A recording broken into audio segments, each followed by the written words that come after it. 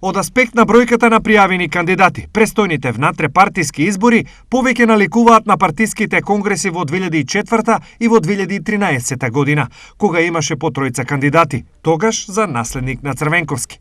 Идната недела, повтор пат во иста година, СДСМ ќе оди на внатре-партиски избори за лидер и тоа по само 9 месеци, откако наместо на конгрес со статутарни измени се предвиде непосредно гласање на целото членство за лидерската функција. Изјавата на Заев од 31 октомври, кога најави оставка, инстантно го возбуди членството, но и со невидена енергија ги мотивираше претендентите на позицијата која директно води до најмоќното место, премиер на државата и господар на ситуацијата. Доколку во текот на викендот изборната комисија на СДСМ оцени дека сите четворица номинирани за наследник на Заев ги исполнуваат условите предвидени со правилникот за кандидирање и за спроведување на изборниот процес, тогаш во оваа трка ќе има рекорден број кандидати, во споредба со досегашните циклуси за избор на највисоката партиска функција.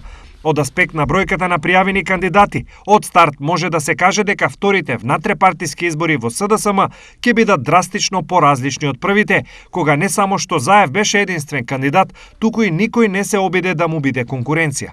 Но кои се досега беа партиски лидери и кои беа периодите кога тие се бираа? Во март годинава Заев го доби третиот мандат поред на чело на партијата, но прв пат на најпосредни избори, откако во периодот 2008-2009 година беше и ВД председател пред враќањето на Бранко Црвенковски на Бихачка. На партиските избори пред 9 месеци беа регистрирани близу 69.000 гласачи од активните членови на СДСМ. За Заев како единствен кандидат гласаа 59.240 сопартици, 865 беа против, а имаше и 277 неважички ливчиња. СДСМ имал уште тројца други лидери, но најголемата слава му припаѓа на Бранко Црвенковски, за некој најголем лидер на СДСМ на сите времиња. За други, најблагоречено, контраверзен лидер со манири на Мило Ѓукановиќ. Црвенковски беше неколку пати избиран на функцијата во период од 1992 до 2004 година и потоа уште еднаш во 2009 година, кога како негов наследник на чело на СДСМ дојде Заев.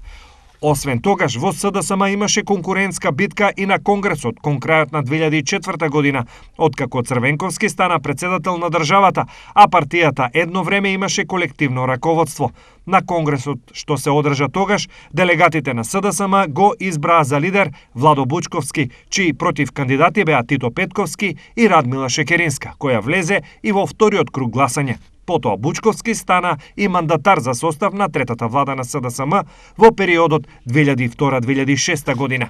Откако СДСМ ја изгуби власта во 2006 година, на Бучковски му беше изгласана недоверба на партискиот конгрес.